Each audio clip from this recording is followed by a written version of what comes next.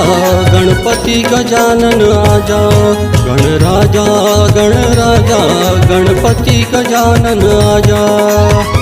मुसवा के सवारी हो देवा, मुसवा के सवारी हो देवा, तोरे पाँवला के मड़ा जा। गणराजा गणपति गजानन आजा।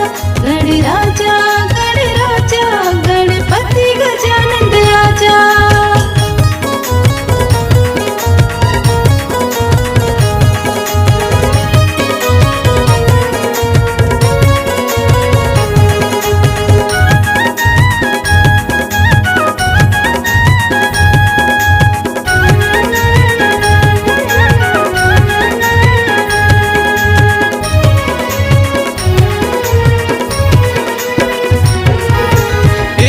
दंता सिद्धि विनायक है गौरी के ललना।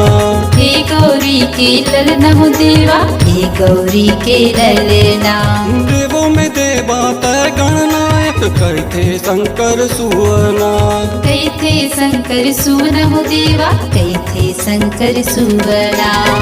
भादों के महीना मतोला, भादों के महीना मतोला, होवते हावे तोर पूजा। गणराजा गणपति गजानन आजा। गणराजा गणपति गजानन आजा।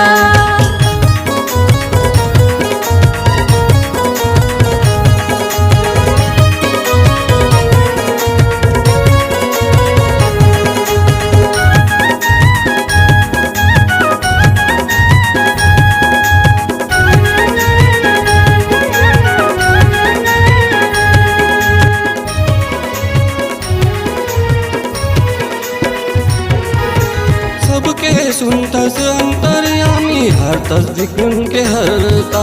हरतस विघ्न के हरता स्वामी, हरतस विघ्न के हरता। रिद्धि सिद्धि के तय हो स्वामी गजानन एक दंता।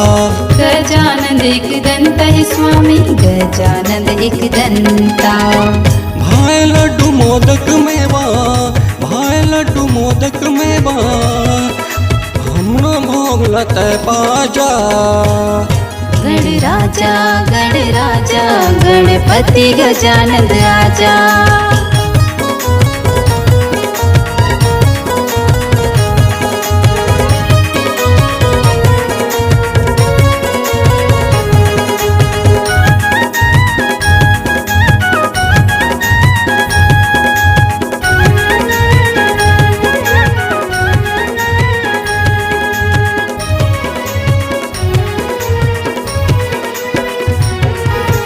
गाँव बस्ती माती विराजे करबो तोर सेवा। करबो तोर सेवा स्वामी, करबो तोर सेवा। हे लंबोदर हे गणराजे भावत छोटे मुसवा। भावत छोटे मुसवा स्वामी, भावत छोटे मुसवा। कृपा कर बेटे हा गणेशा, कृपा कर बेटे हा गणेशा, नहीं होवेगा कोनो दूजा। गणराजा गणपति गजानन आजा। गणराजा गणपति गजानन आजा।